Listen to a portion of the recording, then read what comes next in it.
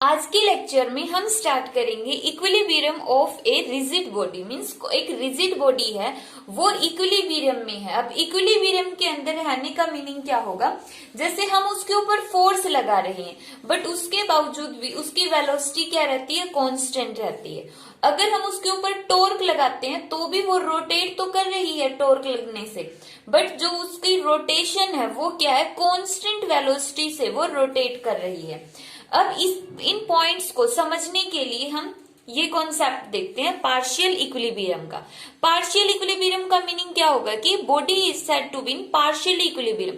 Partially means थोड़े से equilibrium के अंदर। अब थोड़ा से इक्विलिब्रियम का पॉइंट कहां से आ गया, इसका मतलब है कि या तो बॉडी के अंदर ट्रांसलेशनल इक्विलिब्रियम होगा लेकिन रोटेशनल इक्विलिब्रियम नहीं होगा, या तो ट्रांसलेशनल इक्विलिब्रियम है लेकिन रोटेशनल इक्विलिब्रियम नहीं है, या फिर उसके अंदर वो बॉडी जो रोटेट कर रही है रोटेशनल इक्विलिब्रियम तो है बट ट्रांसलेशनल इक्विलिब्रियम नहीं है।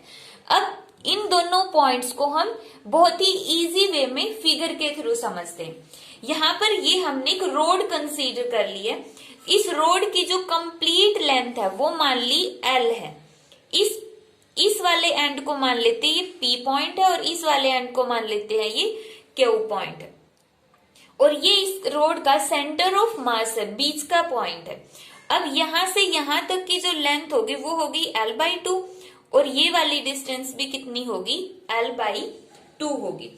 अब यहां पर देखो हमने इसके ऊपर फोर्स लगाया, मान लेते इस रोड को मैंने यहां से पकड़कर खींच रही हूं, इसको मैं यहां से पकड़ा और इसको पुल कर रही हूं विद फोर्स F, और इसी तरह यहां पर पकड़कर हमने इस वाले Q वाले एंड को पकड़कर इस तरह से पुल कर दिया। मीन जैसे मार्कर है, यहां से भी फोर्स लगा दे, यहां से भी फोर्स लगा दे, और इसको हम पकड़कर ऐसे मूव करवा रहे हैं। तो ये यहां पर भी मान ले इक्वल फोर्स लगा रहे हैं, F फोर्स। तो यहाँ पर टोटल फोर्स कितना होगा, नेट फोर्स कितना हो गया, F plus F is equal to 2F। ठीक है। अब बॉडी यहाँ पर थी, मान लो रेस्ट के अंदर थी, जैसे ही हमने इस पे 2F फोर्स लगाया तो ये बॉडी क्या हो गई, मूव कर गई। तो इसका मतलब अब ये ट्रांसलेशनल इक्विलिब्रियम में नहीं है, ये मूव कर रही है हर बार। जैसे जैसे हम इसके ऊपर फोर्स बढ़ा रहे हैं इस बॉडी के अंदर मोशन बढ़ रही है, तो ये ट्रांसलेशनल इक्विलिब्रियम में तो है नहीं। अब यहाँ पे हम थोड़ा सा इन पॉइंट्स का मीनिंग क्लियर कर लेते हैं। ट्रांसलेशनल मोशन जो हमने अपने फर्स्ट लेक्चर के अंदर स्टडी किया था, ट्रांसलेशन का मतलब होता है स्ट्रेट लाइन में। ट्रांसलेशन मीन स्ट्रेट लाइन के अंदर कोई भी चीज मूव कर रही है। नेक्स्ट रोटेशनल का मतलब वो क्या हो गया, सर्कल के अंदर मूव कर रही है, रोटेट कर गई है इस तरह से। अब यहाँ पे ट्रांसलेशनल इक्विलिब्रियम नहीं है, मीन्स वो स्ट्रेट लाइन के अंदर मूव कर रही है, रेस्ट में नहीं है वो। ठीक है, तो इसका मतलब वो स्ट्रेट लाइन के अंदर मूव कर गई है, स्ट्रेट लाइन में मूव कर गई। तो इक्विलिब्रियम का मतलब क्या हो गया, सेम स्टेट में। अब सेम स्टेट में तो है नहीं, वो आगे की आगे मूव करती हुई जा रही है। तो इसका मतलब इस वाले स्पेसिफिक इस केस में यहाँ पर ट्रांसलेशनल इक्विलिब्रियम नहीं है। अब देखते हैं क्या इसके अंदर रोटेशनल इक्विलिब्रियम है। जब ये जो बॉडी थी यहाँ पे रखी हुई थी, जब तक हमने फोर्स नहीं लगाया था तो ये ऐसे ही रखी हुई थी, रोटेट नहीं कर रही थी। अब हमने फोर्स लगा के इसको पुल करना स्टार्ट कर दिया, फोर्स लगाया और ये जो बॉडी है ऐसे ऐसे मूव कर गई। तो अब देखते हैं रोटेशनल इक्विलिब्रियम होगा या नहीं होगा। तो सबसे पहले हम टॉर्क देखते हैं, P पॉइंट के ऊपर, P वाले एंड पर टॉर्क देखते हैं। टॉर्क का फॉर्मूला क्या होता था, टॉर्क इज इक्वल टू, हमने अपने प्रीवियस लेक्चर में स्टडी किया था, torque is equal to R cross F। तो यहाँ पे R की वैल्यू कितनी होगी, R ये वाला इसका सेंटर ऑफ मास से P एंड तक के बीच की डिस्टेंस होगी जो कितनी है, L/2। तो L/2 और फोर्स कितना है, F।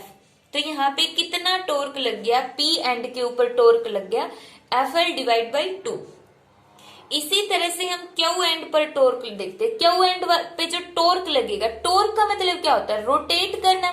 जैसे इस मार्कर पर मैं यहाँ पे फोर्स लगा रही हूँ, टॉर्क लगा रही हूँ, टॉर्क लगाने का मतलब इसको ऐसे रोटेट कर रही है। टॉर्क वाली जो वीडियो है अगर वो अच्छे से क्लियर हो गई तो ये वाला कॉन्सेप्ट बहुत इजी हो जाएगा समझना, कि जैसे ही हमने इस वाले एंड के ऊपर टॉर्क लगा, टॉर्क का मतलब turning effect of force, force लगाते तो ये सीधा मूव करते, टॉर्क लगा दे तो मतलब टर्न करने के लिए हमने फोर्स लगाया, इसको हम ऐसे टर्न करवा रही हैं, सेंटर ऑफ मास की तरफ इसको ऐसे मूव करवा रहे, ये इसका सेंटर ऑफ मास है, तो यहाँ पर टॉर्क की जो मोशन हो जाएगी इस तरफ हो जाएगी, तो टॉर्क इसको इस तरह से रोटेट करवाएगा। तो क्यू एंड के ऊपर जो टॉर्क लगेगा इस तरफ लगेगा और पी वाला टॉर्क यहाँ पर हो जाएगा। तो क्यू पर टॉर्क कितना हो गया यहाँ पे, वही डिस्टेंस कितनी है L/2 और फोर्स कितना है F, तो F L/2। यहाँ पर P पॉइंट पर जो टॉर्क लगा वो भी कितना है F L/2 और क्यू एंड पर टॉर्क लगा वो भी कितना है F L/2। अब यहाँ पर देखो, अगर कोई मार्कर को मान लो इमेजिन करना है, बिल्कुल इस मार्कर को हम पकड़कर ऐसे भी रोटेट करें, लेकिन यहाँ पर जो फोर्स लग रहा है वो भी इसको ऐसे ही खींच रहा है, तो ये बॉडी कैसे रोटेट करेगी, क्या रोटेट करेगी या नहीं करेगी। इमेजिन करना है कि मैं इसको पकड़कर यहाँ से रोटेट करवाना चाहती हूँ इस तरह से, यहाँ पे इसको ऐसे रोटेट करवाना है।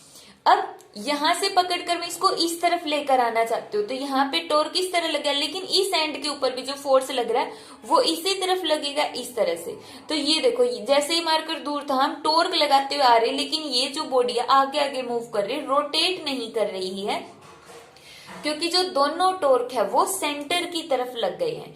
अब रोटेट किया ही नहीं, पहले भी ये इसी पोजीशन में थी और बाद में भी जब तक फोर्स लगता रहेगा इसी पोजीशन के अंदर रहेगी, इस तरह से रोटेट नहीं करेगी। रोटेट नहीं किया तो इसका मतलब ये बॉडी क्या होगी, रोटेशनल इक्विलिब्रियम के अंदर होगी। तो यही चीज तो हमने बोली थी कि बॉडी अगर ट्रांसलेशनल इक्विलिब्रियम में है तो रोटेशन में नहीं होगी, और अगर वो रोटेशनल इक्विलिब्रियम के अंदर है तो वो ट्रांसलेशनल इक्विलिब्रियम में नहीं होगी। अब हम दूसरा केस देखते हैं, ये वाला केस देखते हैं। इस केस में तो हमने देखा था ये बॉडी आगे की आगे मूव कर रही है लेकिन रोटेट नहीं कर रही है। अब हम ये वाला केस देखते हैं। इस केस के लिए यही रोड को हमने यहाँ पर कंसीडर किया, यही वाली रोड है जिसकी ये वाली डिस्टेंस हो गई L/2 और ये भी कितनी है L/2।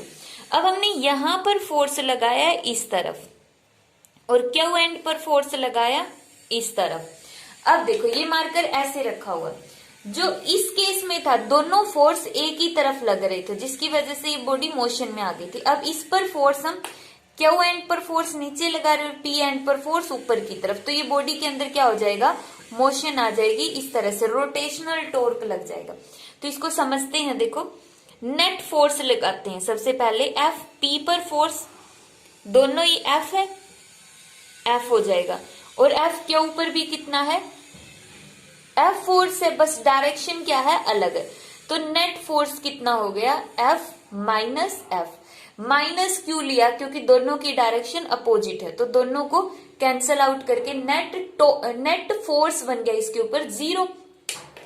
नेट फोर्स 0 का मतलब जो ये बॉडी है उसके अंदर ट्रांसलेशनल इक्विलिब्रियम होगा। ट्रांसलेशनल इक्विलिब्रियम मींस ये अपनी उसी पोजीशन पर रहेगी, इस पोजीशन से आगे नहीं जाएगी, ये वाली पोजीशन फिक्स है, यहां से मूव करके वो आगे की तरफ नहीं आएगी, इसी पोजीशन पर रहेगी। इसके अंदर तो ये बॉडी यहां से मूव करके ऐसे ऐसे आगे आ गई थी, तो इसकी वजह से ये स्ट्रेट लाइन में मोशन में नहीं थी, बट यहाँ पर ये बॉडी इसी पोजीशन पर रहेगी, तो इसका मतलब ये स्ट्रेट लाइन में मोशन में इक्विलिब्रियम में है, मतलब ट्रांसलेशनल इक्विलिब्रियम के अंदर हो गई बॉडी। अब रोटेशनल इक्विलिब्रियम चेक करते हैं। रोटेशनल इक्विलिब्रियम के लिए सबसे पहले इसके P पॉइंट के ऊपर टॉर्क देखते हैं। P पॉइंट पर टॉर्क का फॉर्मूला क्या हो जाएगा, वही R क्रॉस F। R की वैल्यू, ये जो टॉर्क लग रहा है सेंटर ऑफ मास की तरफ, तो ये जो फोर्स लगाएगा ये वाला फोर्स टॉर्क प्रोवाइड करेगा इस तरफ, और ये वाला फोर्स सेंटर ऑफ मास इसका ये है, तो सेंटर ऑफ मास की तरफ इस तरफ। तो देखो L/2 और फोर्स F, तो कितना हो गया F L/2। और इसी तरह क्यू के ऊपर टॉर्क कितना लग गया, क्यू के ऊपर टॉर्क लग गया है सेम L/2 F। अगर दोनों फोर्स सेम है, डिस्टेंस भी सेम है, तो टॉर्क भी क्या होगा दोनों के ऊपर सेम। अब जो ये मार्कर यहाँ पे इस तरह से रखा हुआ था, इस वाले पोर्शन को तो कोई पकड़कर ऊपर की तरफ खींच रहा है और इस वाले पोर्शन को पकड़कर कोई नीचे खींच रहा है, तो इसकी वजह से ये जो मार्कर है इस तरह से ऐसे रोटेट करता रहेगा, इसी पोजीशन के अंदर ये ऐसे ऐसे रोटेट करता रहा। ठीक है, तो रोटेट कर रहा है तो मीन्स जैसे इनिशियल पोजीशन इस मार्कर की इस तरफ थी, इस ये वाला फेस इस तरफ है और कैप इस साइड है, लेकिन जैसे ही हमने इस पे फोर्स लगाया इसकी पोजीशन चेंज हो रही है। पोजीशन चेंज हो रही है तो इसका मतलब ये रोटेशनल इक्विलिब्रियम में नहीं है, क्योंकि रोटेट कर रहा है, उसकी पोजीशन चेंज हो गई है। तो यही होता है हमारा पार्शियल इक्विलिब्रियम। पार्शियल इक्विलिब्रियम का मतलब कुछ हिस्सा, कुछ जैसे कि या तो वो ट्रांसलेशनल इक्विलिब्रियम में होगा या फिर वो रोटेशनल में होगा। एक ही टाइम पर अगर फोर्स भी लग रहा है तो वो दोनों के अंदर नहीं हो सकता है, तो इसी को हम बोलते हैं पार्शियल इक्विलिब्रियम।